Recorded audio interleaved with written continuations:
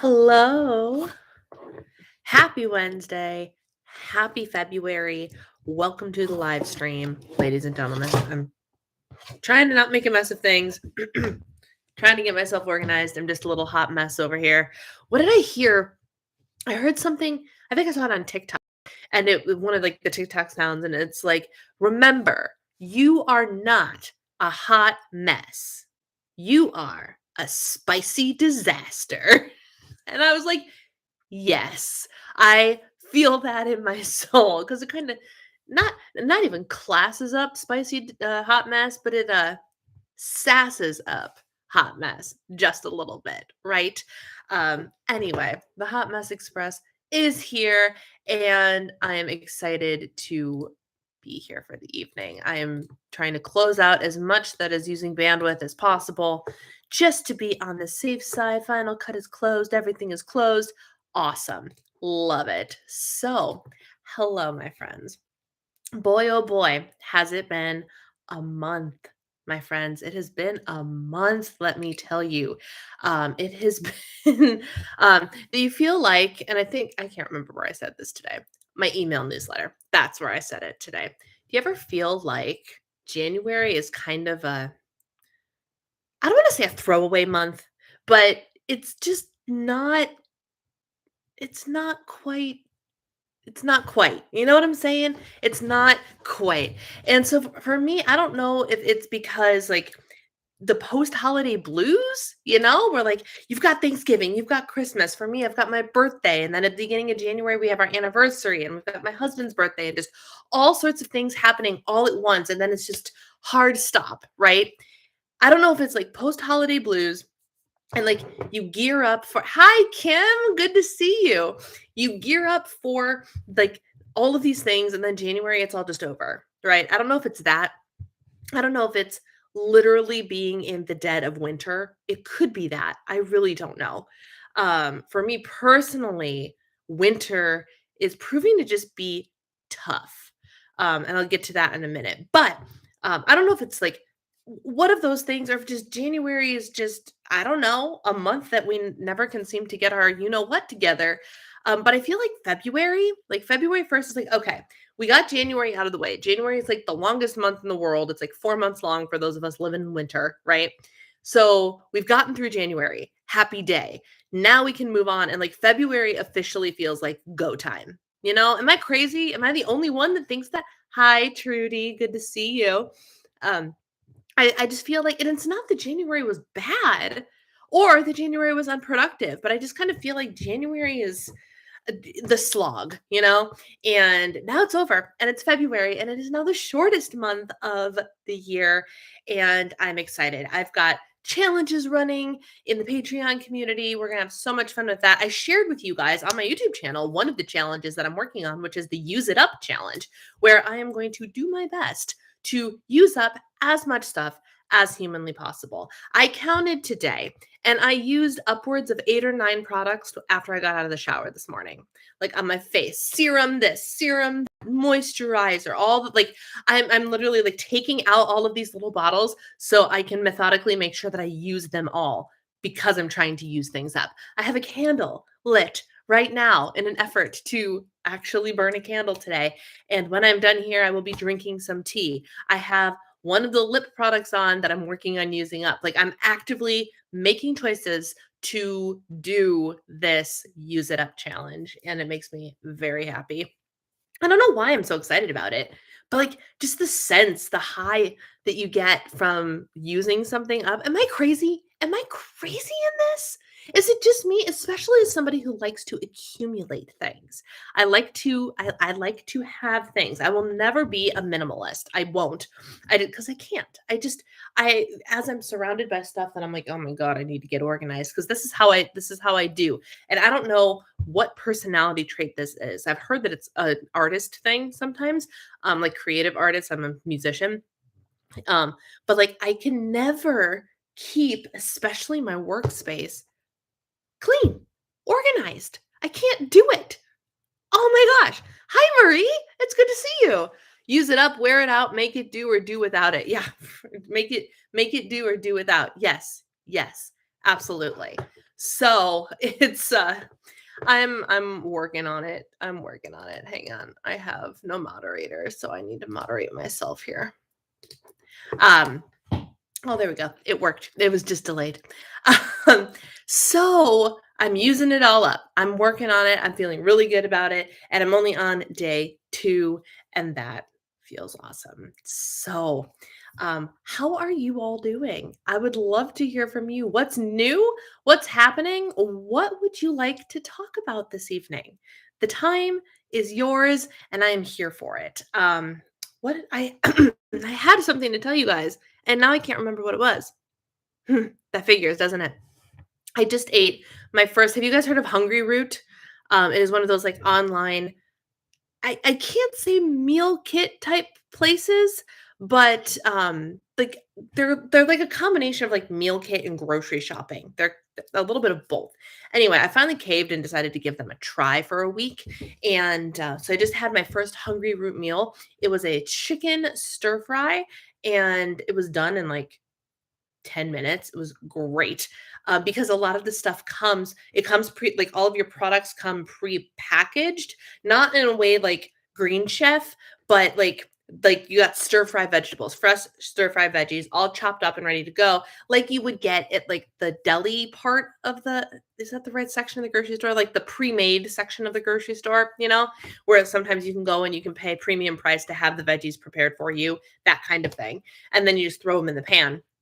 And the meat all comes to us, me, Hungryroot people, prepared as well. So you just have to reheat it. You don't actually have to take the time to cook it, which is really interesting. So I was able to throw together. Jordan, hi, good to see you.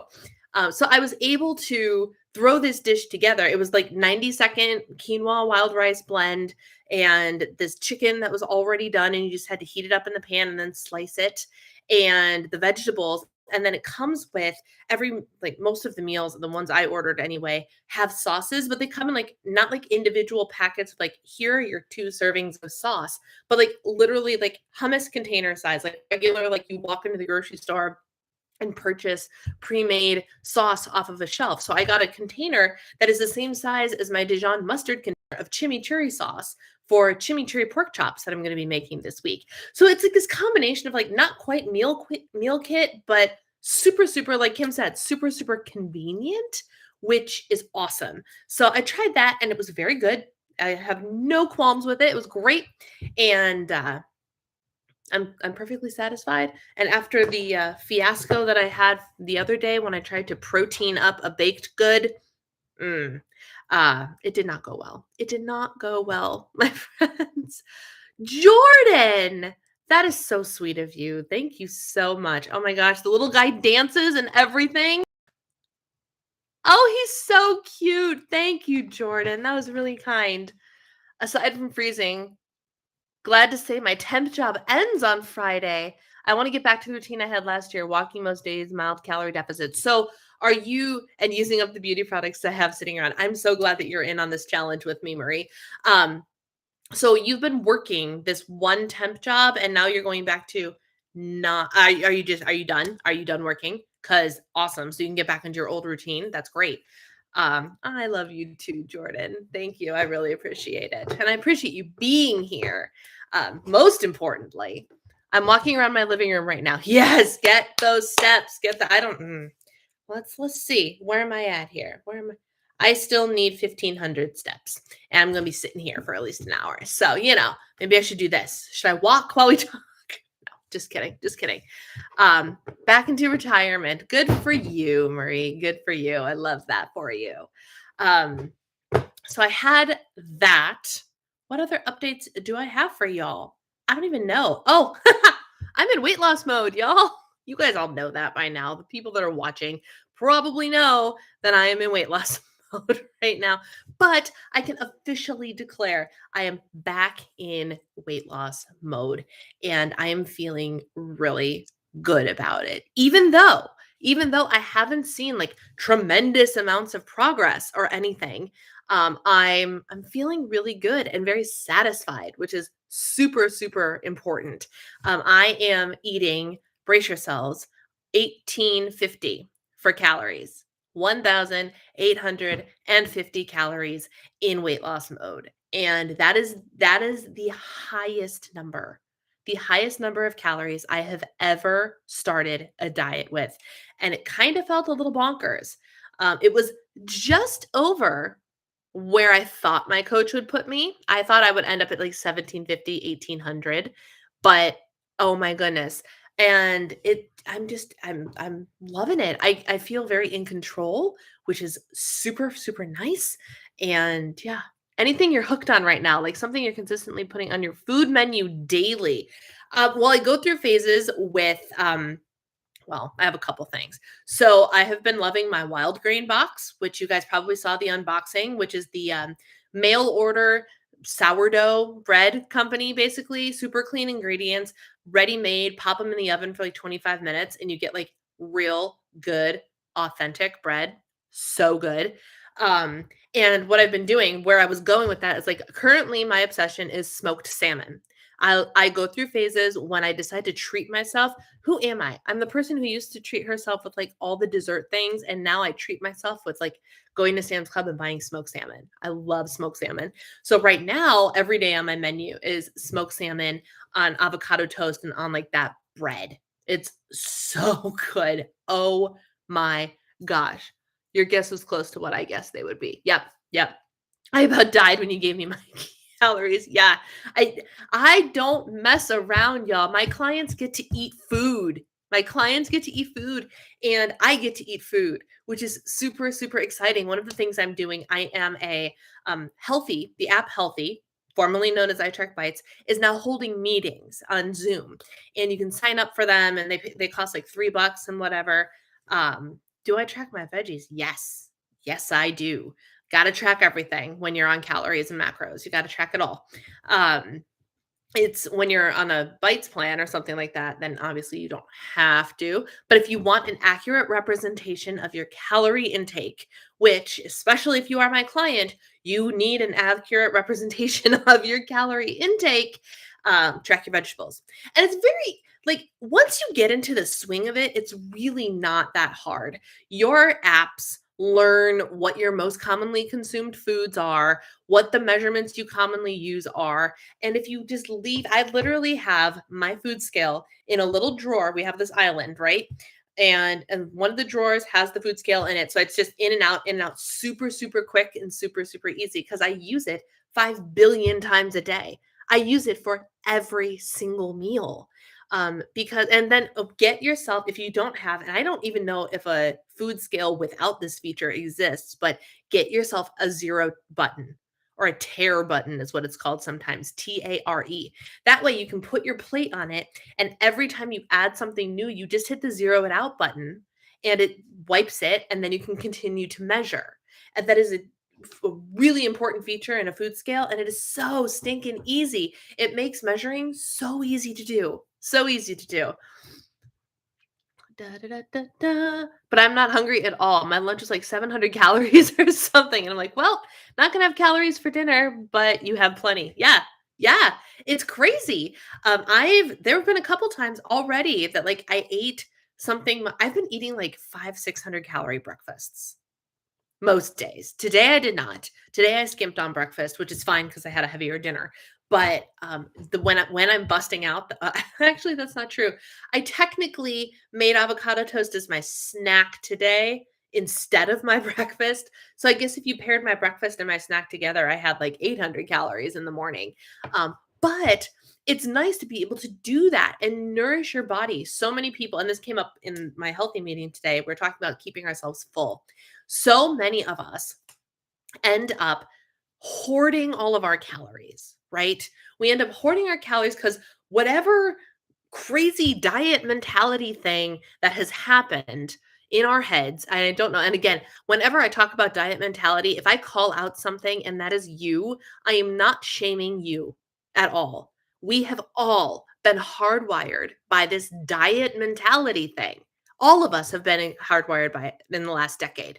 So it's all of these things that I'm calling out that I'm trying to change within myself and trying to change in my clients and trying to change in you guys, my community, is all stuff that we have been hardwired to believe, understand, and do.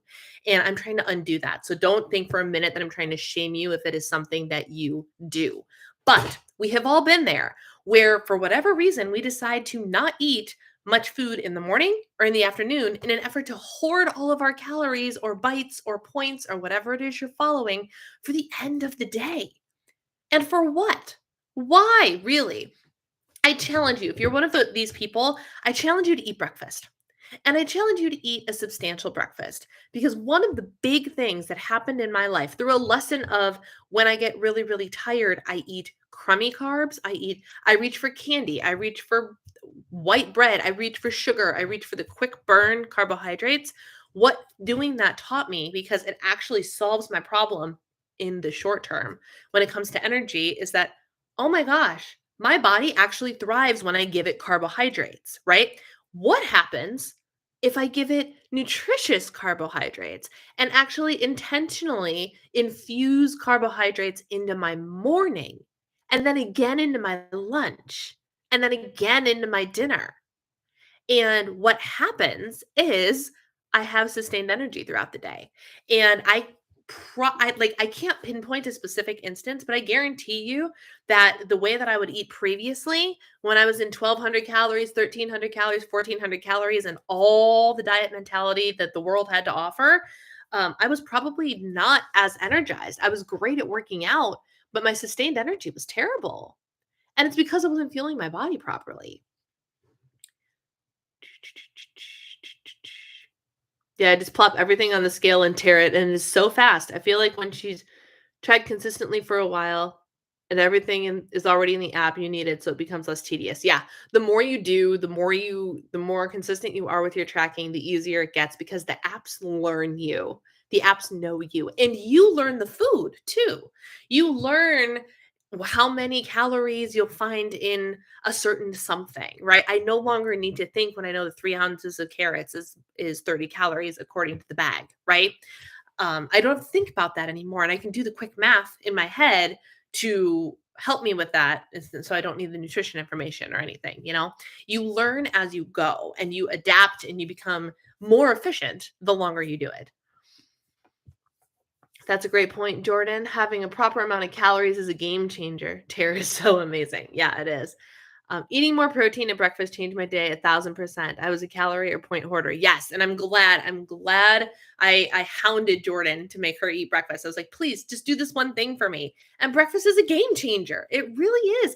And breakfast, I've preached this before. Breakfast is the most important meal of the day, but not necessarily because you have to eat it first thing. But what breakfast consists of for you, whenever you do decide to eat it, needs to be a smart choice, needs to be a choice aligned with your goals. This is the phrasing that I'm choosing to use in 2022, apparently. You are making choices that are either aligned with your goals or less aligned with your goals. No choices are necessarily inherently good or bad, especially when we're talking about food. But there are choices that are more or less aligned with your current goals, right? Because everybody's goals are different too. So everybody's food choices are either aligned or misaligned with your goals. I'm almost positive I wrote a blog post once titled Confessions of a Recovering Points Hoarder. For me, it was because I wanted to have the calories and points to eat out with a 20-something guy who was doing intermittent fasting and had a bajillion points to my 20-something. Yeah. And every once in a while, like I will, if I know I'm doing something special or have a fun dessert or something like that and it's pre-tracked, technically that is hoarding a little bit of points, but what I won't do is skip a meal or just have coffee or have 100 calories. Like, it is so much better for your health, not your waistline. It is better for your waistline, but I'm not talking about your waistline. I'm talking about your health. It is so much better for your health and the nourishment of your body if you eat in a sustained energy sort of way throughout the day, instead of, because also if you hoard all of those calories or bites or points or whatever for the end of the day, that's going to sit heavy. And that's not going to be good for your digestive system and getting ready for bed and all of the Biological functions that happen while you're asleep will be interrupted by a really heavy meal at the end of the day every day because you're a points hoarder or a calorie hoarder, right? Even distribution. And it's easier said than done when you have 1850 to work with in a fat loss phase. And it's amazing. Now, my calories will get dinged a little bit when I start carb cycling, but not much. Not much. I know I'm going to start carb cycling probably on week 4 or 5. And what happens then is I'll get a little bit less calories a couple days a week, and I'll get more calories 1 or 2 days a week. So that'll be great because I'll have like a built-in meal out or something right there in my plan, which is awesome. But even then, it's not scary to, even if I lose like 100 more calories, that's still 1750, which is still higher than the last time I went into weight loss mode. Do you guys remember? In February, it was a year ago. It was a year ago yesterday that I was like, here we go, friends. We're going into weight loss mode after my 3-month stint in reverse diet and maintenance. The whole thing, the reverse diet and maintenance mode happened for 3 months. This time it happened for 8 months. 8 months, or maybe it was 4 months. It was a year ago that I was like, here are my calories. 1,600 to 1,700 calories is my range for me to lose weight. And it failed epically. Now I know, because I've gotten a lot of education in the last year, that was actually, if I held to the 1,600, that's actually under 1,622 or something like that. Had I known, I would have known better. But you don't know what you don't know. So that number was setting myself up for metabolic sabotage before I even knew it. So it's kind of a blessing in disguise that I kind of gave up because things weren't going well because I had hormonal things and whatever, and I knew I had to repair something. So like all of that actually worked in my favor. And so the good Lord shined on me a year ago and said, not now. This is not your time. Do something else instead. And I did. And now we're back a year later, and I'm doing it right this time. And I'm so excited about it.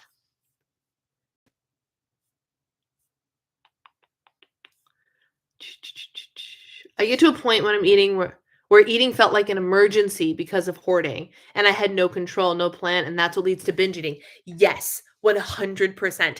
I was experiencing that just today. On Wednesdays and Thursdays, my eating habits, they don't get really messed up, but my schedule gets a little bit jacked because my meeting for Healthy that I'm leading is at 1 p.m., which is like right around when I'm normally eating lunch. So I either have to eat too early or I eat later.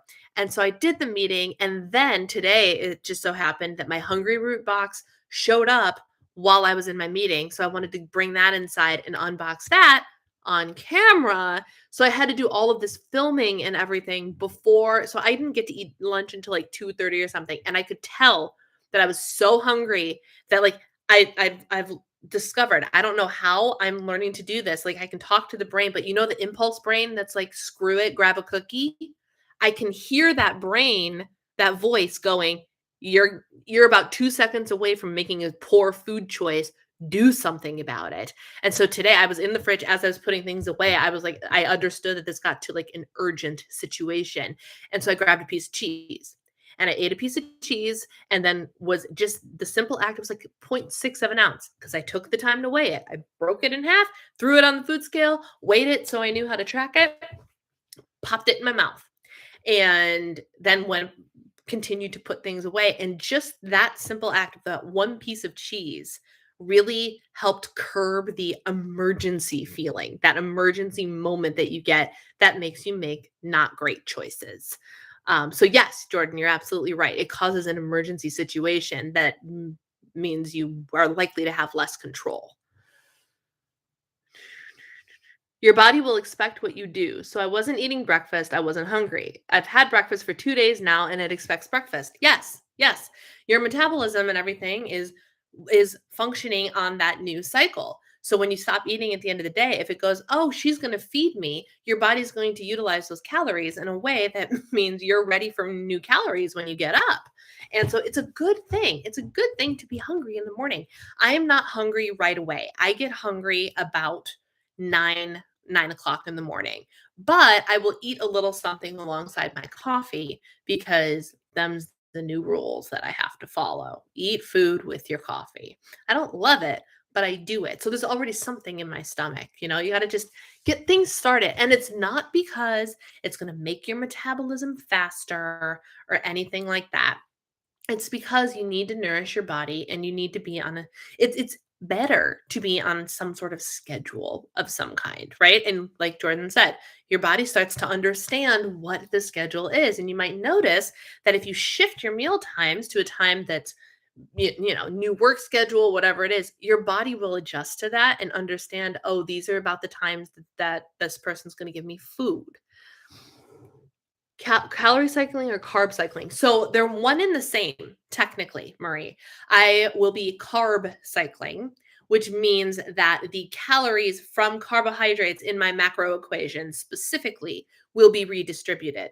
So when we figure out carb cycling for our clients, the protein and the fat stay the same for all of the days.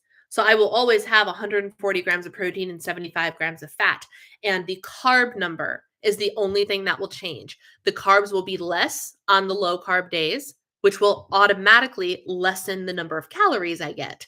And then they will be given to the high carb days, which will automatically bump the calories I get. So the macro balance will be different, but it's solely carbohydrates that get changed.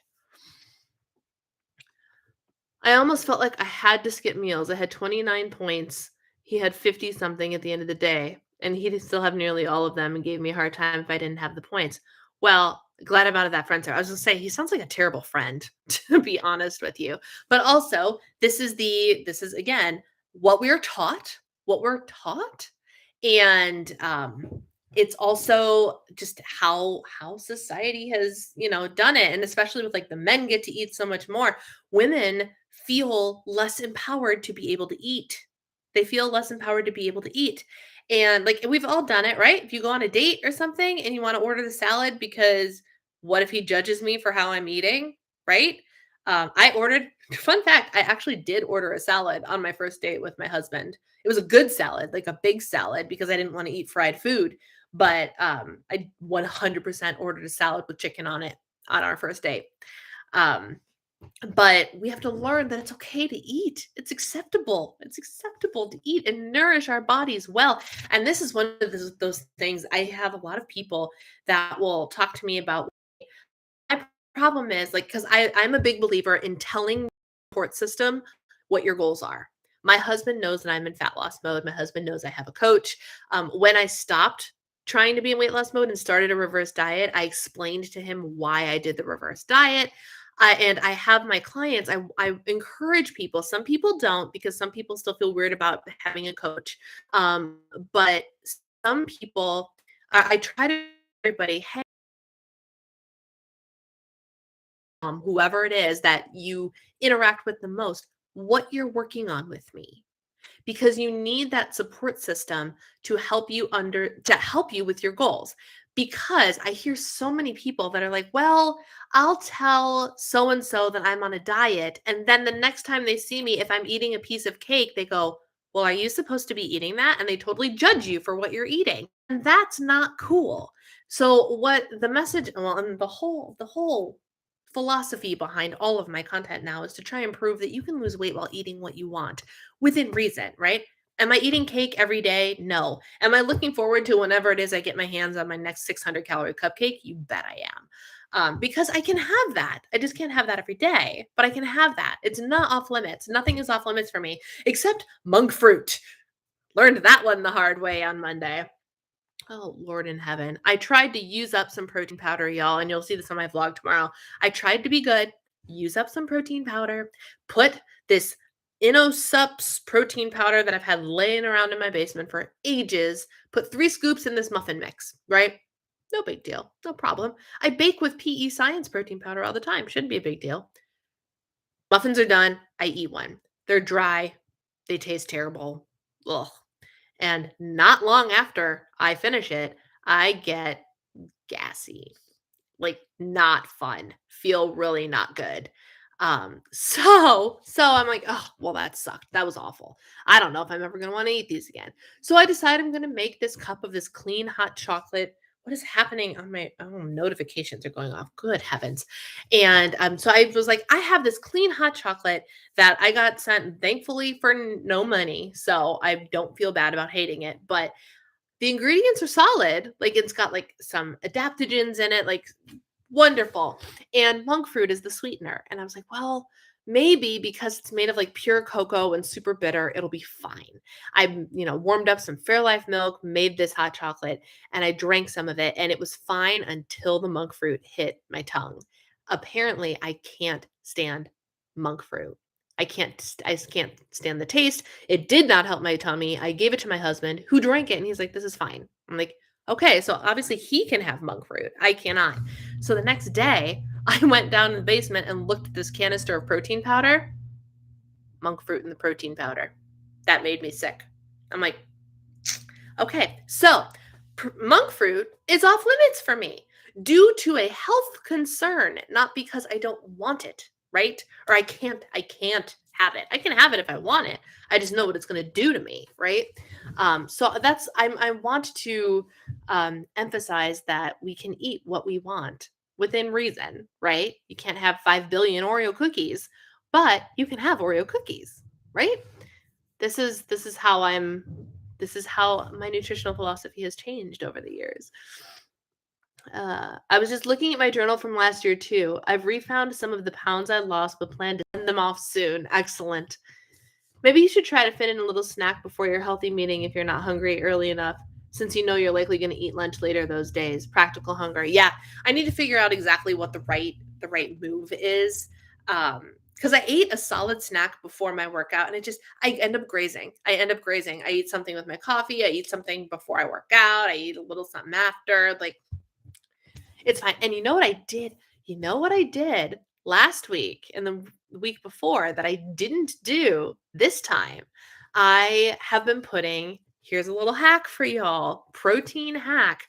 Collagen, Vital Proteins collagen powder dissolves beautifully in boiling water, like the boiling water you would use to make tea. So I have been making protein tea, collagen tea, and I will use only 1 scoop. And I don't allow my clients to have more than, oh my word, so many different sounds. Hang on. There's been some family stuff going on, so I have all sorts of text messages and updates happening. If I do not let my clients have more than 1 serving of collagen a day to count towards their protein goal. But that 1 serving of collagen, I can throw that, or I do half, because my coach personally doesn't allow more than 10 grams of protein to come from collagen. 1 scoop in your boiling water when you make tea. It dissolves beautifully, and you don't even know it's there. And so during my healthy meetings, I've been making tea usually, and I sip on that while I'm leading the meeting, and I'm ingesting protein, which is smart. And I didn't do that today, which apparently my body noticed. Is there a specific reason or benefit to carb cycle? Yes, we want to tell our thyroid that we are not starving it. Our thyroid strives on carbohydrates. This is where our T3 hormones and a bunch of our other hormones are all centralized, right? And in order to have good thyroid function, you need to be eating enough carbs. And so what we do, because any deficit of any kind puts stress on our body, we want to try and mitigate that stress a little bit, because we're in the state of stress for, quite a handful of weeks. The carb cycling helps remind our body, oh, it's okay. It's okay. We're getting plenty. It's fine. So it's just a heavier dose of carbs to kind of help equalize everything that's starting to go wacky. It also helps prevent metabolic adaptation, and it helps with biofeedback and all things like that. Just kind of helps keep things regulated while we are putting our body in a constant state of stress. To be fair, I have anxiety eating in front of anyone. I mean, that could be a diet mindset thing too. Started working towards a hydration goal for the first time in months, and it seems I can't get enough water now. So I think the idea that your body expects what you do applies to water as well. Yes.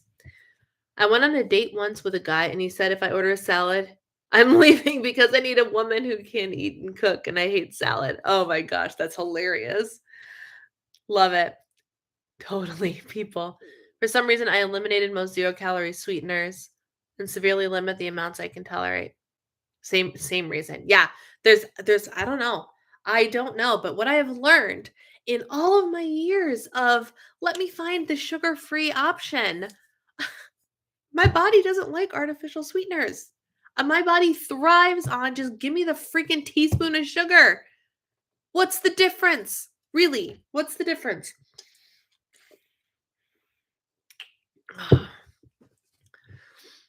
I was going to suggest even having a protein shake or something during your meeting, but I've done the collagen. Yeah, I really like the tea because it helps me use up the tea, and it doesn't look quite as unprofessional. It has like sipping a cup of tea as it does sipping like a protein shake. When I was PMSing once, I did collagen and fiber powder in my water because I was desperate to curb the hunger. I mean, that's one way to do it. Fiber powder in your water does kind of taste gross. It kind of tastes like cardboard. But it's possible. You can do it. The fiber powder blends much better into something like something with substance. I don't usually put my fiber powder in pure liquid like soup or something, but I'll put it, excuse me, in yogurt. I've even put it in. I think once I put it in cottage cheese. It wasn't the best, but it wasn't terrible. Acacia fiber powder. Psyllium fiber will change the texture of whatever it is you are eating, just so you know. And it will make your smoothies real thick and sometimes not in the good way. But acacia fiber powder doesn't change the consistency of anything. It's wonderful. It is my favorite. It is inexpensive. Don't buy Metamucil or any of those other fiber things from the pharmacy section. Just pure acacia fiber is the way to go. Actually, put a Fairlife shake in a straw in a cup and nobody will know the difference. That's true. I also didn't know about the collagen rule. Yeah, I didn't. I was thinking about you as I said it. I'm like, I definitely never told you that. Um, Max out at one serving toward counting towards your protein because, and here's the reason: collagen is an incomplete protein. So your body will not get all of the amino acids it needs out of your proteins if you are using collagen to source most of your protein. It is an essential part of the protein amino acid chain, but there are a lot more of them. There are a lot more of them than the singular collagen. So while collagen is important for a lot of your bodily functions, I've heard people say that it actually helps with gut health, it helps with skin, helps with hair. It doesn't you can't just pound 40 or 50 grams of collagen and expect it to be okay. I wouldn't be surprised if you eat more regular sugar, your tolerance for the zero-calorie sweeteners lessens. It's entirely possible. And I mean, in all honesty, I'm working towards getting rid of artificial sweeteners anyway. There's just a handful of things that I know I'm not going to be able to get rid of them completely, at least for now. Like protein powders, for example. I now know that I need to avoid protein powders and other products that have monk fruit in them, which is getting increasingly more difficult. It's like erythritol all over again. Ugh. Only this time, oh no. Oh, here comes the yawns. 38 minutes. Oh, good heavens. It's like the erythritol, only the monk fruit is natural, therefore it's less condemned. And I Googled it, and I know I've Googled it before, which means I've had issues before. Now that I'm thinking about this in real time. I Googled last night no, I think it was yesterday. I Googled, like digestive distress or gas from monk fruit. And all the results that I'm getting, like the quotes from Google, are like, monk fruit is not known to cause any digestive distress, unlike other artificial sweeteners. I'm like, that's the biggest bunch of phooey I've ever heard because I had digestive distress from consuming monk fruit. Come on. And the fact that I know I've seen that before means I've Googled it before, which means I've had problems before. So, oh, monk fruit. I use psyllium fiber to make taste safe slime for a toddler. Ooh. I mean, Yeah, that ingredient makes sense, actually, knowing what it does to smoothies and stuff. But um, your water bottle reminded me. Hydrate came out with a new color that's probably as close to the Diva Vivarium colors as you can get. Well, it's just too bad, isn't it? Because I have this one. Mostly just in a smoothie. But right now, I use the Vega One Essential Shake. Yeah, and throwing some collagen. I definitely throw collagen in my smoothies when I make smoothies. I haven't been because it's freaking cold outside. But when I do make smoothies, if I'm thinking ahead, I'll use my regular protein powder, and then to top it, I will throw in collagen and blend it all up and get it all in there at once, which is great. So go ahead and do that. Just know that not all of your protein can come from collagen. So there's that. Um, Ladies and gentlemen, lay it on me. What questions, comments, concerns, or topics of discussion would you like me to address this evening? Um, I started watching the closest thing I think that I'm going to get to a soap opera, because it is based off of a soap opera. I started watching Dynasty on Netflix. I've been watching The Crown and I've been loving it, but I needed something that wasn't quite as serious to watch. And so, just for kicks, I turned on Dynasty. And there's something about the whole like how the other half lives vibe that kept me watching. And so now I'm like 13 episodes into this soap opera show, and I always laugh and shake my head every time something ridiculously dramatic happens, because we don't really have, I mean, I don't, maybe we do, and I just don't watch them. But like my grandmother used to watch all the soap operas, and like Days of Our Lives and General Hospital. And every time that I went over there, if it was the middle of the afternoon on a weekday, she was watching soap operas. And I always just kind of chuckled because I thought they were so funny, because they were so slow moving and so dramatic, right? Soap opera level dramatic. Well, in this show, because it's literally based off of this a show with the same name and the same characters, Dynasty, at least as far as I understood, because when I looked it up, I found a whole separate cast list from actors that are much older than the actors that are in this. So Dynasty existed before. And this show, though, like at first it's kind of like jiving like a Gossip Girl level type of stuff or whatever, and then something crazy ridiculous would happen. And then in the next episode, something else crazy dramatic and ridiculous would happen. And I was like, oh my gosh, this actually is a soap opera. I'm watching a freaking soap opera. But I can't stop. It has turned into the TV show I turn on when I just need to like I was vegging out hardcore last night. I was so tired last night. Like it was to the point, and I don't even know, I do know. I ran errands yesterday, and there's something about my body, the CMT, and going out in winter. Even though it wasn't as brutally cold as it has been, it was a decent day. It was like 18 when I was out there yesterday. There's something about the cold and having to put on the heavy coat and just the extra energy. And a lot of people don't think about this. The extra energy it takes me to move in a winter coat. All I did pick up for Sam's Club and pick up for Target, but I realized there were a couple things that I forgot at both places. So I hopped out of the car and went in and grabbed 3 things from Sam's Club and like 5 things from Target. Super quick in and out. I was hustling and whatever. I was so tired last night. So tired that like when I got up to like get ready for bed and was like walking around the house, go to the kitchen, whatever. My legs burned like I was actively working out. I was not actively working out. I was moving very slowly. And I was like, wow. Wow. Um, have you seen that Jordan Syatt is going to be a dad? Yes, I did. I saw that and I audibly out loud, I was like, good for them. Oh my goodness gracious. So cute. They're going to be great parents. Oh my gosh, so cute. We don't know anything about his wife, and she's just the cutest thing I have ever seen. You just want to put her in your pocket. Um, Taste safe, meaning won't kill them if they ate it. Right. I'm craving summer, so I got some acai packets to make acai bowls. I hate winter. You and me both, girl. You and me both. Now, I will say this. I will appreciate the pandemic for what it has changed in our society and in my house. Without the pandemic, I would not have a gym in my basement.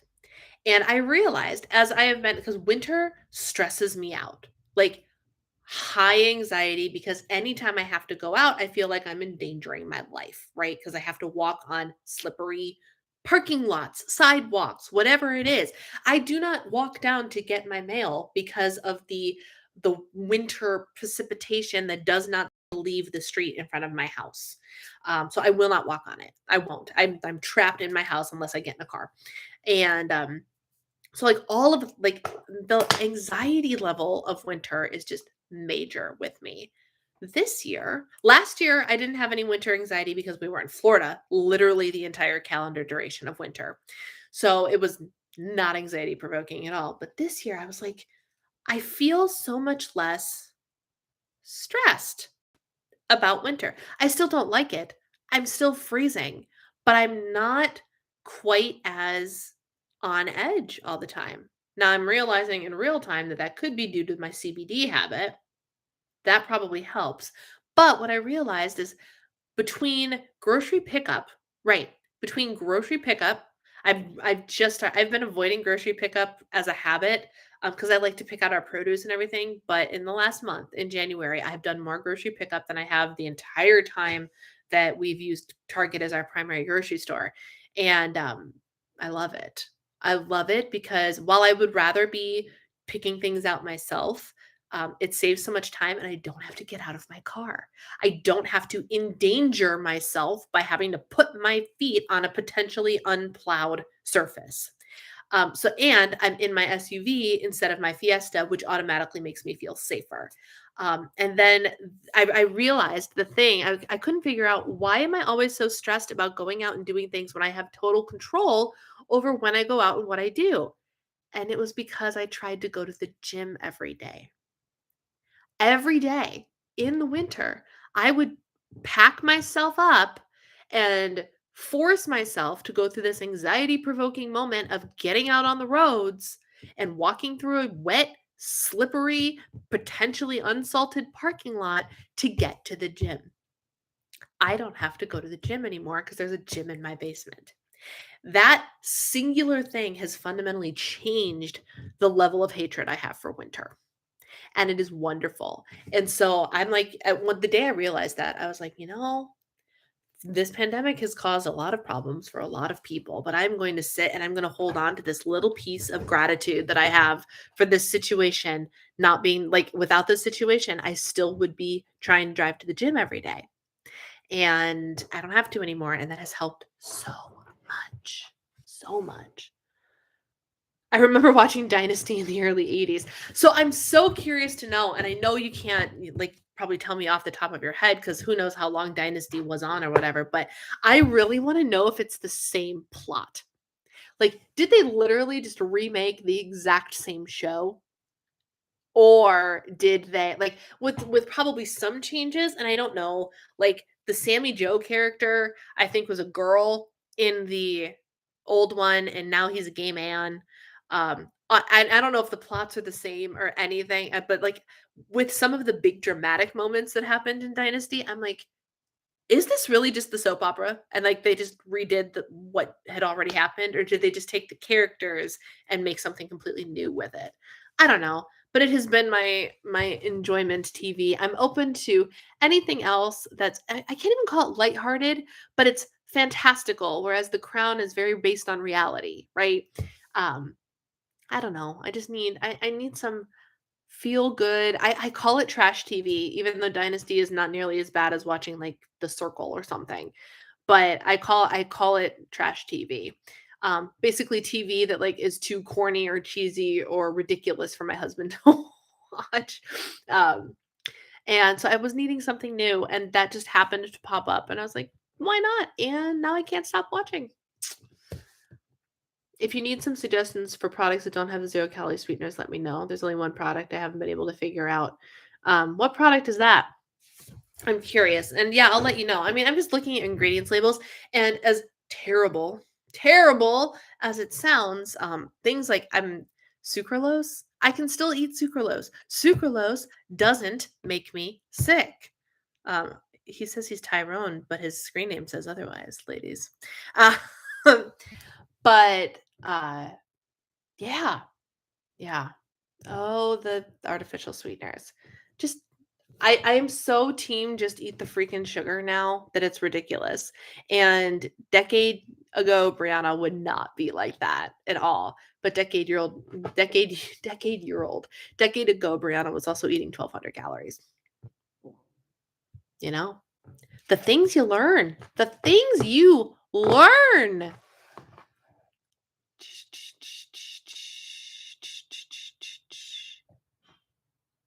Free grocery pickup from Target Walmart saved me the last couple of weeks. Prior to the pandemic, free grocery pickup wasn't a thing.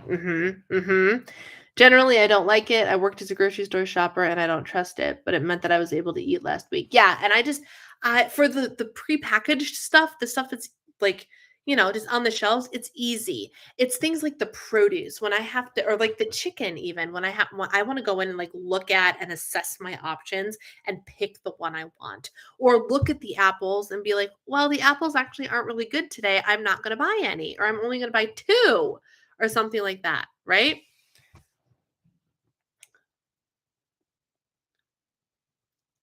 Pre-made protein shakes. I have a great protein powder, but I can't seem to swap anything for your Fairlife shake. I don't want to say I've given up, but the Fairlife shakes are one of those things, like they also have carrageenan in them, which is another thing that I'm trying to avoid. But the Fairlife shakes are so valuable to me in terms of calorie and protein bang for your buck that it's okay. It's okay. I avoid it in other things, so it's okay if I have a little bit of it in my protein shake once a day or half a protein shake a day as I've been doing. Yeah. Can't avoid it all. You can't avoid it all. You can try. Google says it's called a modernized reboot. I remember there being a Sammy character. Yes. Well, and that's why I looked at the cast list and Sammy Joe was a blonde chick. And I'm like, Sammy Doe is definitely a homosexual man. And then there's plot lines within that with Sammy Joe that I'm like, are these the same plot lines for Sammy Joe? But Sammy Joe is a woman instead of a man? Like, I don't know. Was the one son gay in the old show? I don't know. I'm blind. I thought it read time for that name. Either way, I'm tired or it's bedtime. Do you use the Premier Protein anymore? Nope. I don't. I started to stop using the end of the Premier Protein reign happened when Quest protein shakes hit the scene because I found that Quest protein shakes tasted better than the Premier protein shakes did. So I started buying Quest shakes. And then, not in the 80s. Yeah, I didn't think so. I didn't think so. But then once I discovered Fairlife shakes, it was all over. I have not purchased a single Premier Protein or Quest shake since I've discovered Fairlife shakes. They're pretty much exclusively the protein shake brand that I will buy. So much so, like my husband even enjoys them. He'll drink them when he needs an extra boost of protein. But like we were at a hotel one night and we went downstairs to like their like quick serve place or whatever, and it had quite a few options or whatever. We both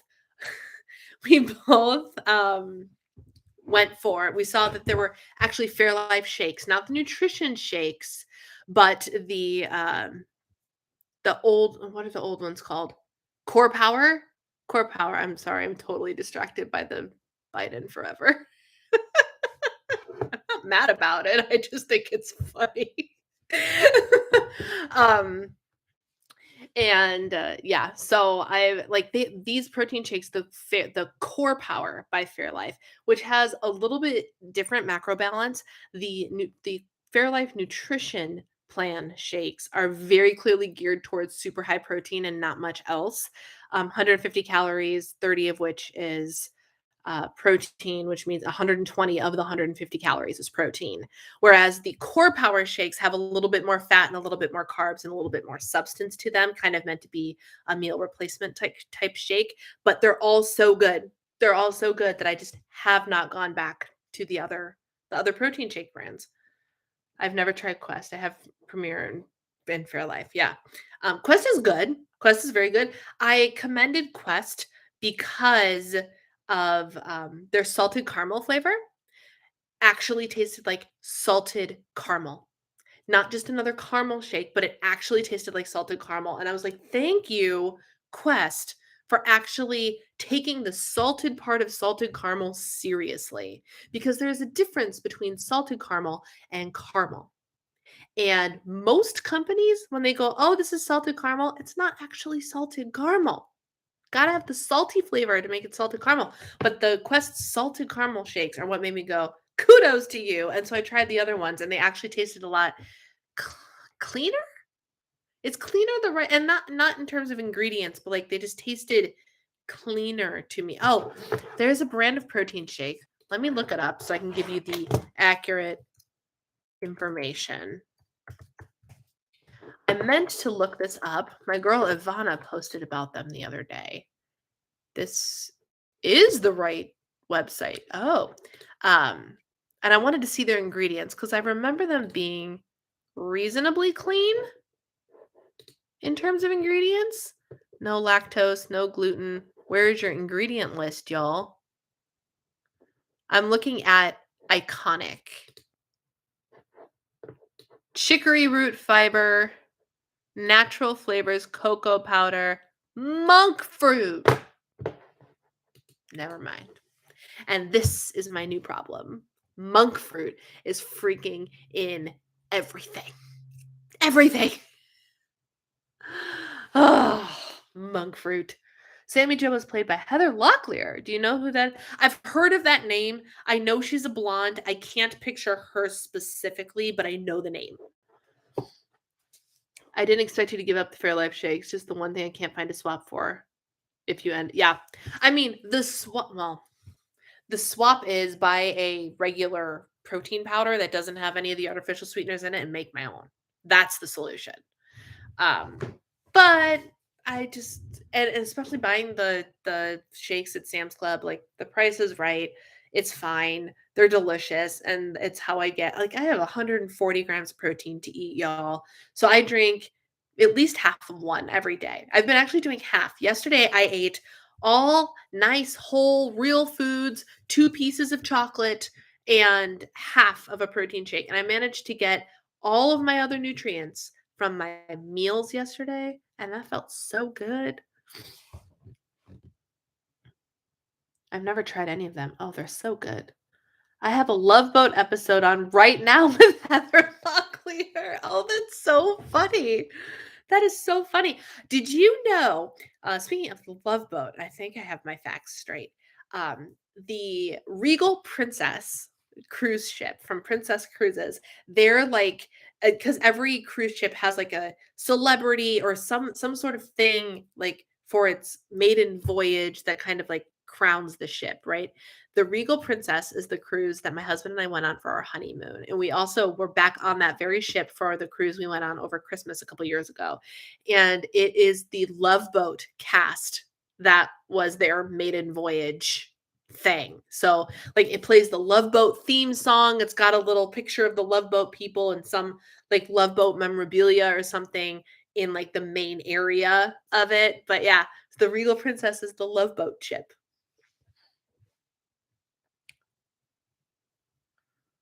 Have you tried Fairlife salted caramel? It sounds good. Do they have salted caramel or regular caramel? I think of the nutrition brand ones from Sam's Club, I have tried the caramel one.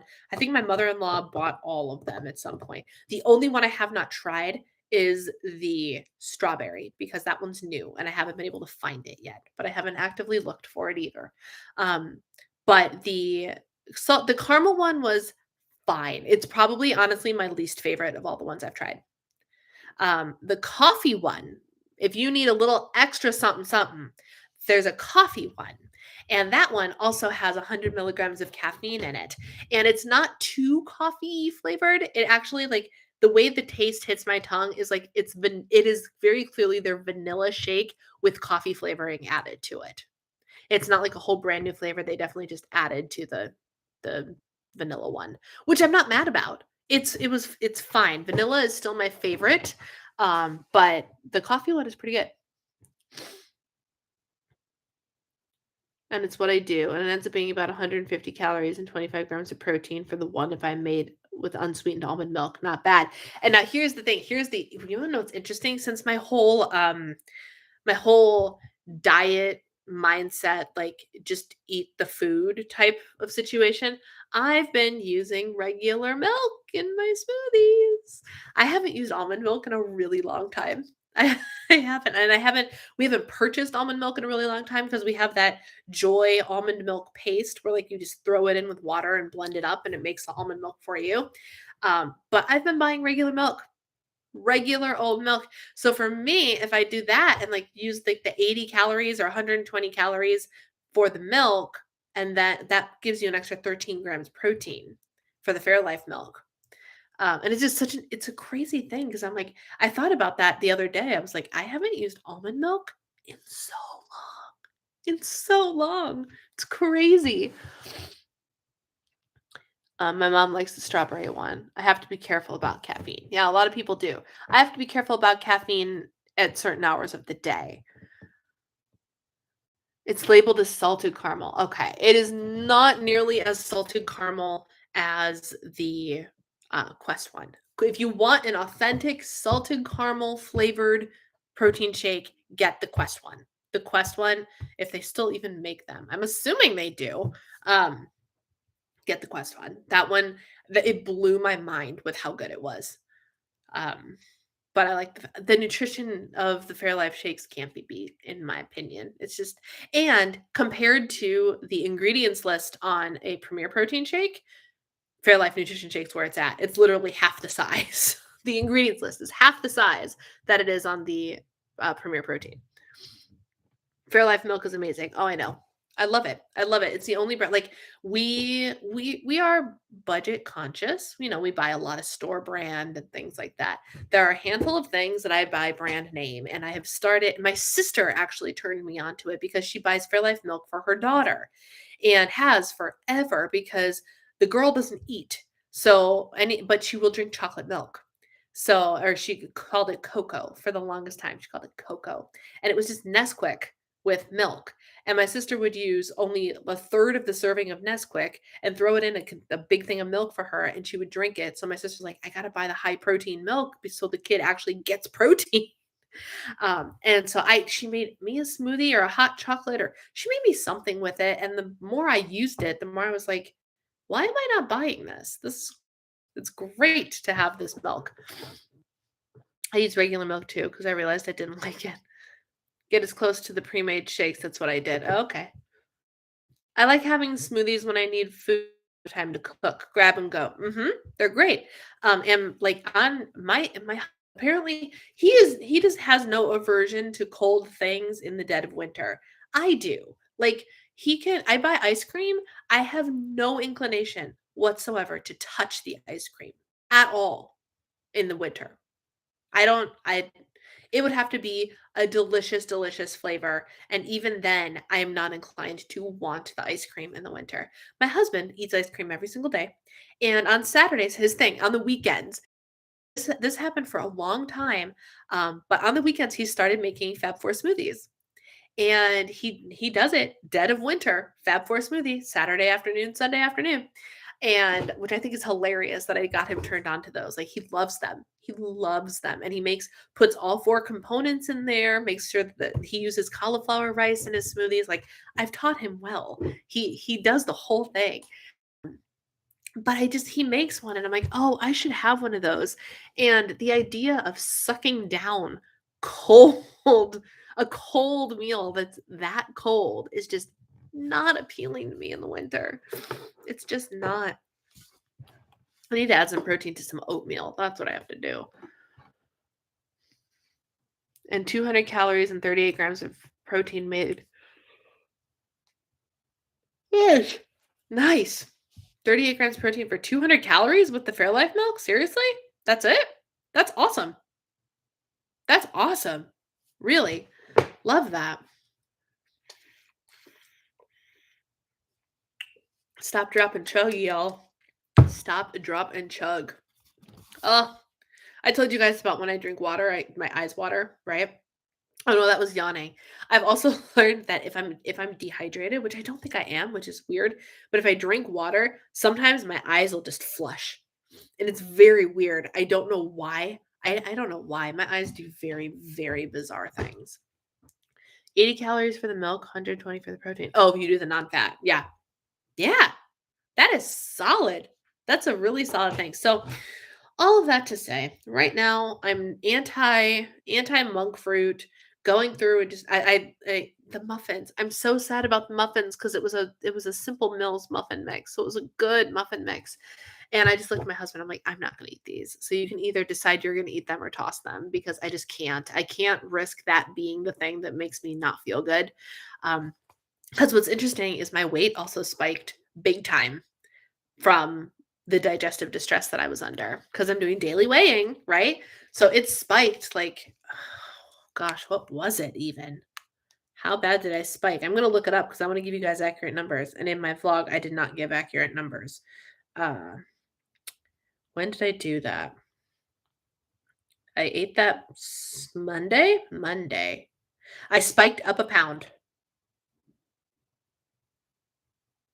Yes. What? Yes, 1 pound. I spiked up 1 pound overnight.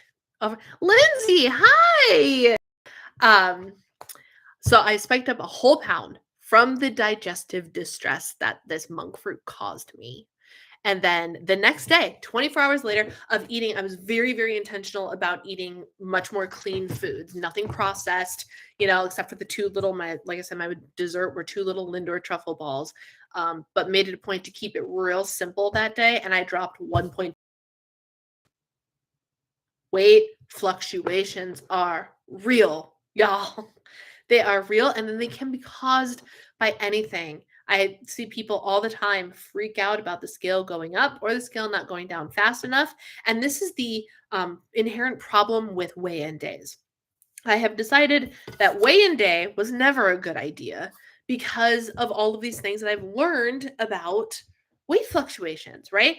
So many of us tied so much value into weigh-in day and the crazy things that we did for the sake of weigh-in day. We stopped eating early. We stopped drinking early. We drank de-bloat tea, and some people even took it to the extreme and drank the tea that made you go number 2, like all for the sake of weigh-in day, right? When it just so happens, like you get on the scale on weigh-in day and it either dictates whether you have a wonderful week and you were wildly successful on your plan, or you had a terrible week, even if you didn't earn it. You could have done everything perfectly, and your mood and your vibe and everything is shot because the scale went up. When you start to weigh every day, you have the data that proves you can be perfectly on plan and your weight's going to fluctuate regardless. I ate 1 muffin and a sip of a hot chocolate, maybe 2 sips of the hot chocolate with this monk fruit that wreaked so much havoc on my systems, I spiked up a pound in 12 hours, less than 12 hours, because it was in the evening and I got on the scale the next day. Julie, hello, good to see you. So 12 hours, I spiked up 1 whole pound, which is why weigh-in day, what if weigh-in day was that day that I just happened to have digestive distress? Oh my gosh, I gained a whole pound. What did I do? No, I literally lost 1.2 the next 24 hours. Fluctuations, man. You made sure to shave. I have never heard that one before, Lissa. Wow. Wow. That's dedication right there. That's why I liked averaging my weight last year. Thanks for reminding me. We'll do it again. Yes. Yes, please do the averages. Weigh every day if you would like to. There's power in weighing every single day. No more than once a day though. Do not be that person that gets on the scale in the morning and then in the afternoon just to see. Don't do that to yourself. Don't do that to yourself. That's obsessive. Same time every day in the morning. That's all you need to do. And you write down the numbers and you use the little Happy Scale app. And the Happy Scale app will average things out for you and tell you what your moving average is. And it's great and it's awesome. And you don't need to fret about actual weigh-in day anymore. I'm confused about the topic, but we'll join the present. We've talked a little bit about everything, Lindsay, and I'm open to whenever someone asks a question, the topic can change at the drop of a hat. So I just run with whatever comes up. The idea of a lifetime membership and the monthly weigh-ins freaked me out, especially as someone with a birthday at the end of the month. I mean, so the reality is you could have weighed in before your birthday. You didn't have to weigh in at the end of the month. You could weigh in whenever you wanted during the month. You could weigh in at the end of one month and the beginning of another month, and it would still count. Or at least that's how it worked for employees. If you need to weigh in every month, as long as you had the 2 weigh-ins a month, it worked. But how ridiculous is that? Oh, it hurts my heart to think about it. How much we went through for this plus or minus 2. Gosh, I clung so hard to that goal weight of mine, and it wreaked havoc on my mental state when I couldn't stay there because oh my gosh, what is my employer going to say? Blah blah blah. Oh my gosh, it was terrible. It was terrible. The first weigh-in of the month. Right. So if you ended one month and you didn't weigh in before, that would be your first weigh-in of that month. And if you went the next week, it would be the second weigh-in, or it would be the first weigh-in of the next month. Yep. Of July was likely to be one of my biggest spikes of the year. Yeah, it messes with you, man. It messes with you. So, friends, how are we doing on our goals? How are we doing on goals? Is the Happy Scale an app or an actual scale? No, it's an app. Marie, do you have an iPhone? I believe it is only an iPhone app. And I don't know what the Android comparison is, but it's this cute little blue. Oh, open, will you? Where are you? My little happy app. My little Happy Scale. Okay. He's a little scale with a pleasant little smiley face on it. Yeah, so it's an iPhone app. And so what you do is you weigh in, and every day, once you log in, and it'll give you a graph and everything. It's super, super helpful. But one of the metrics it has in the logbook is it has your recorded, it has your loss per week, and it has your moving average. So even though you lose 2 pounds and then you flux up 1 and blah, blah, blah, blah, blah, it will average all of them together for you and tell you actually, based on your weigh-ins, this is probably closer to what your actual weight is, eliminating fluctuations. Like, it's super, super helpful. It's one of those apps that I'm considering. I don't know if it's like you get a pro membership or whatever, throwing a couple bucks at, because it's a good app. It's a good app and it deserves support. So I'm thinking about throwing a couple dollars at the app, unlocking whatever it is. I haven't been a consistent weigher in years. I go weeks without even realizing I haven't weighed. And that's great too. That's great too, Lindsay. And no one's saying you have to do that. I actually have a client who has given up the scale for February, and we are going solely based on all of her other metrics for a while because the scale messes with her head. And that's okay. That's okay. And if you're somebody who doesn't need to weigh, you don't have to weigh. That's fine too. I was told the first time you went into the room in a calendar month, you had to weigh for lifetime status. Oh. Well, I think it's entirely possible that I didn't worry too much about it because at that point, I don't think I was lifetime for very long before I ended up an employee of the company. I can't remember. There were ways for us to manipulate it. There's a website, Trend Weight, that I use to track my weight averages. Okay, there you go. Haven't stepped on the scale in a month and it's been weird. There's nothing wrong with that. That was one of your goals. That's awesome. Especially after weighing myself every single day for a year. Yeah, it's definitely a different thing. But how does it make you feel? Is it good? Is it empowering? Does it help to not have the scale affecting your mood every day? Because some people it does. It's still it affects me like with a glimmer, or like just for a moment. For a moment, I'll get on and I'll be like, "Are you kidding? Rude." And then I'll be done and go on my day and record my weight, and it's fine. But like it still gives you like the I I didn't deserve that. Or, "Oh, that's awesome. Way to go, me." That's what happened to me this morning when I had magically lost the pound I gained yesterday and then some. I was like, "Oh, happy day." Which it signaled to me more than anything that my body had normalized, which made me feel really good. Um, yeah. I'm curious, especially this week since I've been killing it with the water. Mhm. Mhm. Water. Water is wonderful. Wonderful thing. Overall, it's been great. Saves me so much time in the morning. Yeah. Yeah. It is it is a routine, let me tell you. So at least I make it a routine because you gotta, take all the clothes off. And then after you're done, you gotta put the clothes back on. And oh my gosh, it's just such a thing. And then there's weigh-in day and measurement day and photo day. That's a busy day. My first day, last Monday, 2 Mondays ago, day one of my cut, I got up and I was like, all right, got to stretch for all this. And so I got up and I took all my measurements. And then, of course, today I realized that I was getting really angry because I started checking in on some measurements, and some measurements had gotten larger. And I was like, that's not right. I know that's not right. And it turns out this new measuring tape that I got a digital measuring tape. And I remember vaguely reading the instructions, and there's something about how it can measure linearly and it can measure circumferences, and you have to have it set to a specific setting. And I remember taking measurements or doing something, and then I remember messing with it later in the week and going, "Oh, it's not on the circumference setting," and changing the setting.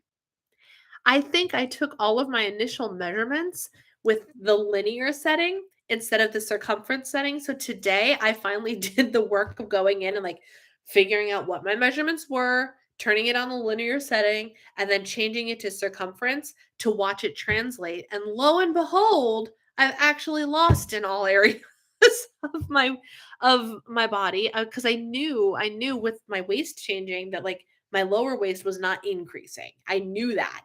And it was just so weird. And so now I had to go through and change the whole initial measurement because I didn't freaking have it on the right setting when I took my initial measurements. Oh my goodness gracious. So I had to do that. So you get up and like, all right, measure all the things with this newfangled measuring tape that I had and figure out how the app worked.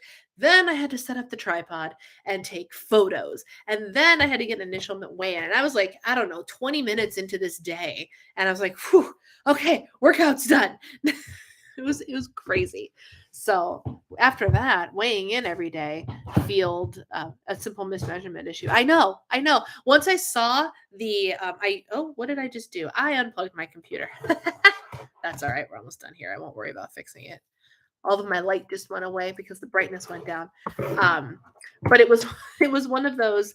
It was just the mismeasurement thing. And once everything went up, I was like, oh, this is so much better because I actually am making progress.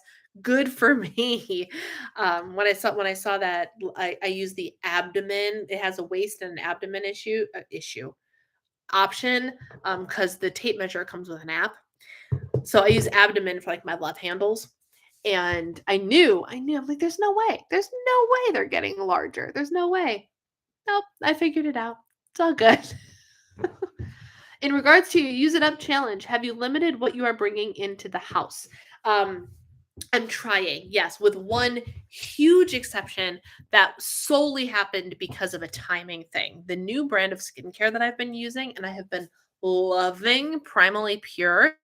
I became an affiliate for them, and I got their email newsletter for their affiliates, and they're having a birthday sale for affiliates this week, and you can get 50% off. So I placed an astronomically large order today because this skincare is it's pricey. It's pricey, especially for the stuff that I really enjoy using, which I've been loving the serums, and I got the some of the moisturizing creams. Guys, this moisturizer, I got the soothing moisturizer because I needed something extra for my skin. I like was getting like dry patches here, and I could tell my skin was thirsty for something more, but I didn't want to keep using my evening moisturizer during the day because that's my evening moisturizer and it's expensive and whatever. So I'm like, I need something more. Let me try one of these creams from Primally Pure because I've been wanting to try it anyway. So I got the soothing cream. I kid you not. First, when you put this on, it feels kind of like a balm, and it like melts into like almost being another oil. And I put this on for 3 days, 3 times at night. And the big dry patch it's, oh my gosh, it's actually gone. Like it's really gone. It was a really bad dry patch. I wasn't sure if it was eczema or if it was just dry skin or if I had irritated it in some way. I had no idea what it was. It's completely gone in 3 days of using this cream. So I placed a very large order from Primally Pure because it was the only time this year I was going to get 50% off. And I can share the whole routine with all of you guys or whatever. So outside of that skincare purchase, yes, I am limiting the things that come into the house. I have no need to buy tea. I have no need to buy candles. And Bath & Body Works is just making fun of me because I've had 2 or 3 different mailers with coupons come in. And I'm like, I don't freaking need your product this month. But so I've been using, so I'm not bringing in anything. I should have no reason to bring anything else into this house, Lindsay. Get up, hope to get in the bathroom without waiting too long, get undressed, including to take off the socks. Yep, wait forever for the scale to cooperate. There are days when the time on the scale alone took more than 5 minutes. Well, that doesn't make any sense. You just get on and then get off. That shouldn't take very long at all. Sometimes, if the number is baffling to me, I will get on the scale, get off, and then get back on again. But even then, it's only 30 seconds. Why do you prefer the digital? Do you prefer the digital measuring tape? Why or why not? I don't know that it's necessarily a preference yet. I'm going to continue to use it because I bought it. And I'm not going to not use it because I spent the $25 on it. So I'm going to use it. And it has like the app and it's like, it's kind of cool. And I think ultimately, so here's the thing. Is it accurate compared to my, and now I'm going to have to go look again, actually, because I think compared to my regular measuring tape, the measurements do come out to be different. I will test it on Sunday when I take my measurements for my coach. I will double measure and I will see how the numbers compare.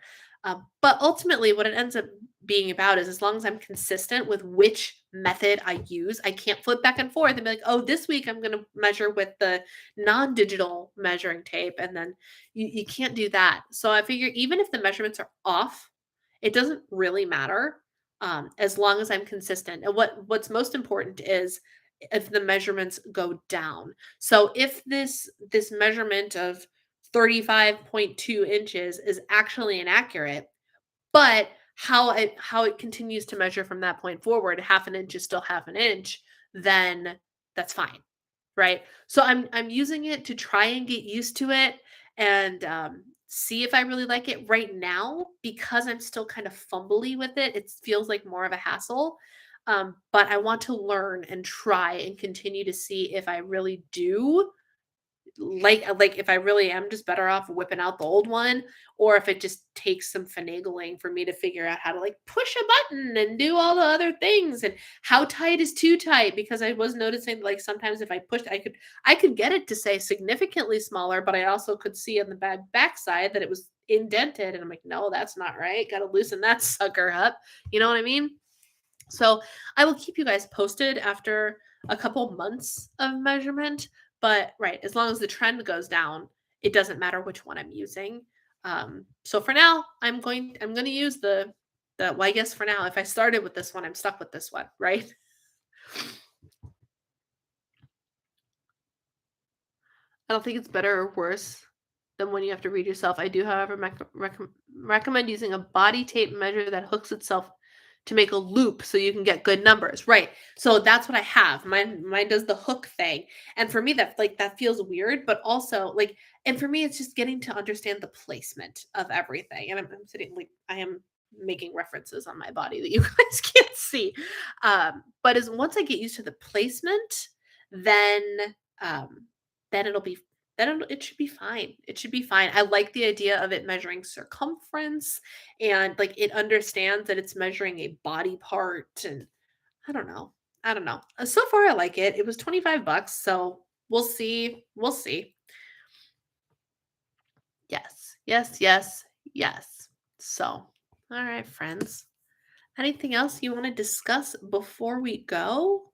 My goodness, I can't believe that the time is almost up already. Oh, what do we have to look forward to? Let's see. This month is February. I always considered February to be the month of love. I really do. Just because, like, call me romantic, but Valentine's Day, y'all. Valentine's. And do you know what I started thinking about the other day? Do you know what I started thinking about the other day?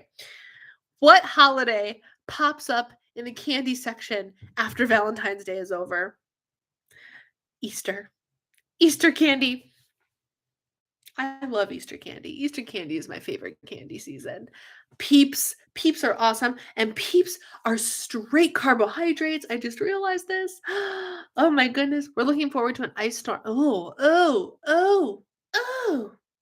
yuck.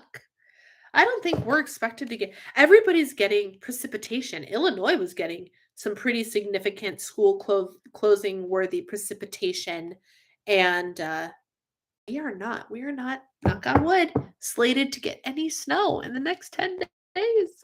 Amazing. My local Target had Easter candy out before. Well, your Target needs to get its stuff together because I don't think that's how it's supposed to go. Cadbury eggs. Oh, I love them.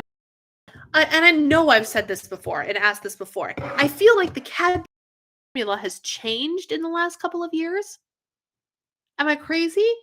Or am I just losing interest? And it is entirely possible because there have been a handful of things that I have tried in the last couple of years as I've been, honing in on my nutrition and teaching myself to really make prefer the healthier things and everything. I have noticed that there have been a handful of sweet things that I know I used to love that taste different to me. Cadbury cream eggs, I did not get the same level of enjoyment. Something tasted off to me. My big container of M&Ms, it could be that it was like the specially dyed ones because they were the Halloween colored ones, but they tasted funky to me. They didn't taste quite as rewarding as I recall M&Ms tasting in the past. And the big one for me, I always used to say my favorite candy was the Kit Kat bar. And the last time I had a Kit Kat bar, just for kicks, I was like, this is not nearly as good as I thought my favorite candy bar should be. And I don't know if I'm broken or if the candy bars are broken. I really don't know. Now maybe I just have like higher level taste and like I need to start buying myself Lindor chocolate bars because Lindor is my favorite brand of chocolate now. But I don't know, but like I love and I will still hear me out. I will still buy a Cadbury cream egg because I'm a sucker and I'm a sucker for tradition and I will still eat one and I actually I eat the top off of it and try to get as much chocolate off without hindering the middle as possible. I'm a little crazy, y'all, because I liked the center the most. I will do that again this year. I will do it again this year. And I will buy Peeps and I will poke holes in the packaging and I will put them up top and on the refrigerator and dry them out. Thank you for coming, Kim. Enjoy your walk. I will put them on top of the refrigerator and leave them there to get stale for 2 or 3 weeks, and it will be delicious. I love them when they're stale. And there were now that I'm on the topic of Easter candy, oh my Lord, help me. There were these Russell Stover eggs that I used to buy. I have a picture from when I lived in North Carolina that I went to Walgreens and bought their sale after Easter or something. So I know they were around in 2015 and maybe even 2016, 2017. But Russell Stover used to make these Russell Stover eggs and they came in flavors like wedding cake and red velvet and a whole bunch of different carrot cake, I think was an option. And I could only find them at Walgreens and I loved them. I thought they were delicious. They were such a great treat. I think they were 5 points a piece. They were really good. And I don't know if they don't make them anymore Or if they just only exist in Walgreens and I don't go to Walgreens anymore. I don't know. But I used to love those. And like, so between those Russell Stover eggs, Peeps, and Cadbury cream eggs, and my husband introduced me to my kryptonite, which is the Cadbury mini eggs, the little guys. Um, uh, Freaking Easter season's my favorite candy season. My favorite candy season. Oh my gosh. Cadbury was bought by Hershey, so the flavor changed. Thanks, Hershey. Thanks for that. Because I really loved them. I really did. And they were also like, I think, I don't remember what plan I was following, probably Points Plus. 4 points. Cadbury cream egg was 4 points.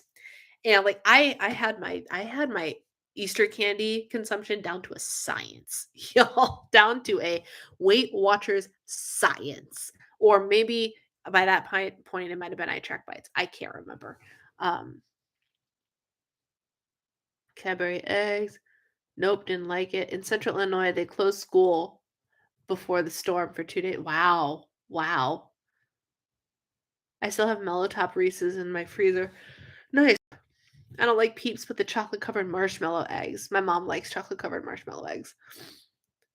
As a recovering sugar addict, I shall be steering clear from all the Easter candy. Yes, and if that's not your jam, then that's fine. I've learned that I have control now, which is really it's a great feeling to have that sense of control. I can only have 1 or 2 Lindor truffles and not the whole container.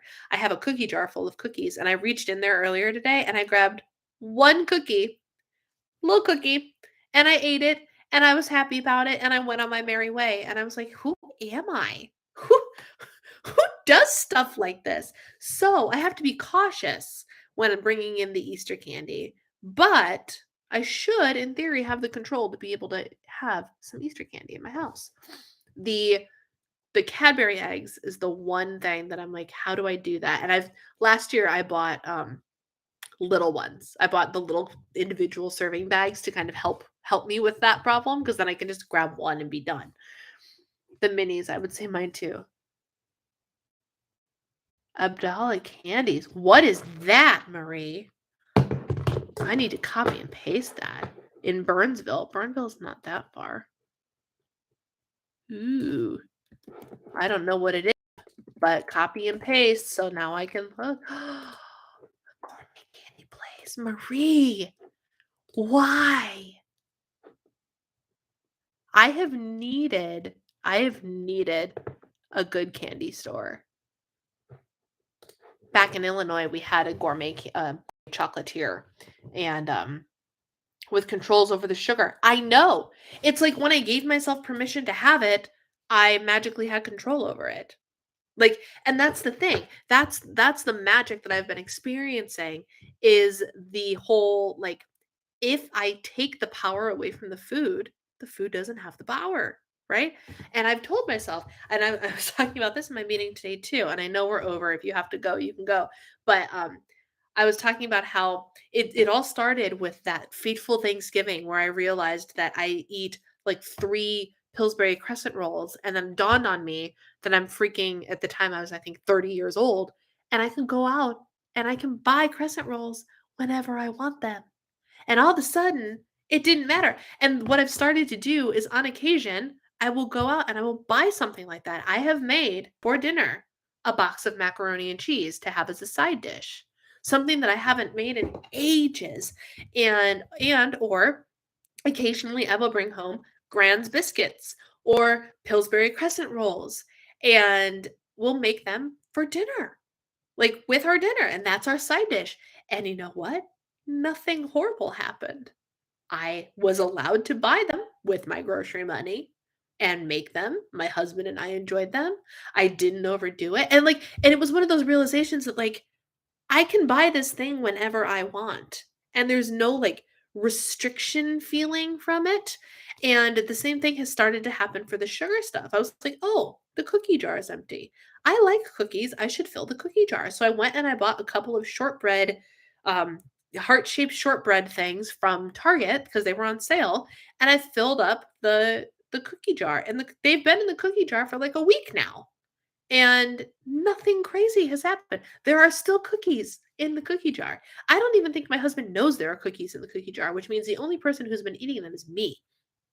And there are still cookies in the cookie jar. But because I've given myself permission, it's not a bad food. All I got to do is track it. That's all I have to do. And I can eat it. Even when I'm in weight loss mode, I'm allowed to do it. I'm going to go downstairs and I magically, my pre-tracked, like the meal that Hungryroot had for me said it was 660 calories. I decided to actually like take the nutrition information and put it together myself. And I think I earned like 130 calories back, which is awesome. So I'm like, I could have dessert tonight. Maybe I'll have another cookie or like something like that. I'm like, all of a sudden it's not a perfect plan. There are days when I'm feeling more emotional or more tired, or if I'm feeling restricted or stressed in some way, it is harder for me to control myself. But in general, I feel very in control around these foods that I otherwise would have binged and overdone regularly. And it's an amazing feeling. I will be exploring all the seasonal goodies this year. Often sugar addiction is just a response to restriction. That's what I've learned is that as soon as I've let go of restriction, I've been able to eat a lot more things. Sorry, not sorry. You can find Abdallah at pricey stores, but they are made in Beeville. I will have to look into that. Also, something that is very, very dangerous and going to test my ability to control myself. It was announced yesterday that I'm getting a crumble cookies not too far from me. I'm so excited. It's and it's in a location that's like, it's not like I can just mosey choice to go to it, but it will be within 15. Oh my gosh. That's either the best thing that ever happened to me or the worst thing that ever happened to me. But I will definitely have to check out this chocolate shop because that's exciting. I'm actually on a no chocolate ban because I have too much of the stuff in my freezer. Yeah. Perhaps restrictions are an issue, but when I give myself carte blanche, I'd eat entire containers of candy hand over fist. Food for thought on the sugar thing. I'm just an extremist in so many ways that I completely avoid as my best option. I'm an extreme. Yes. Lindsay, you and Lissa would be good pals in the whole extremist tendency thing. But it makes sense. And if it works for you, that's great. That's totally fine. But for me, I'm so happy when I have my dessert every day that I couldn't just be like, you know what? I'm just not going to have it. No, I'm not going to have it. So anyway, I will leave you all with that thought on restriction and food and Easter candy. You're very welcome. Thank you all for taking the time to hang out with me. Gosh, where did I post that? I do have for y'all, let me see if I can figure out how to get it quick. A Google Calendar. I have made a Google Calendar specifically for Diva and the Divine related content. So if you want to follow that calendar, I'm trying to find a link here. How do I do that? Integrate calendar. Where's the sharing button? Manage sharing. Make it get shareable link. There it is. So use Google Calendars. Hit the like button, folks. Oh, thank you. That would be very appreciative because 3 people managed to thumbs down this sucker 2 hours before it began, or an hour and a half before it began. There is a link to a Google Calendar that will keep you up to date on all of the events that I'm doing. So the monthly live stream will pop up on there. All of my Patreon events pop up on there, which obviously you only have access to if you are a Patreon member. But it's just going to be the public for you guys to know if something else pops up. If I decide I'm going to go live at not completely impromptu, but like, oh, I should go live on Friday just for funsies, it'll pop up on the calendar. So I made that for you guys. So you can keep track in an easier way and know when the next live stream and other events are coming. So on that note, my friends, if I said totally avoidance, that would not turn out well. Yeah, no, I'm an everything in moderation type of human. You were a tad faster than me. Haha! I managed to pull it out. It's because I have Google Calendar linked or bookmarked. Anyway, friends, I'm going to let you go. Take care. Thank you for hanging out with me. a wonderful February, and I will see you all soon.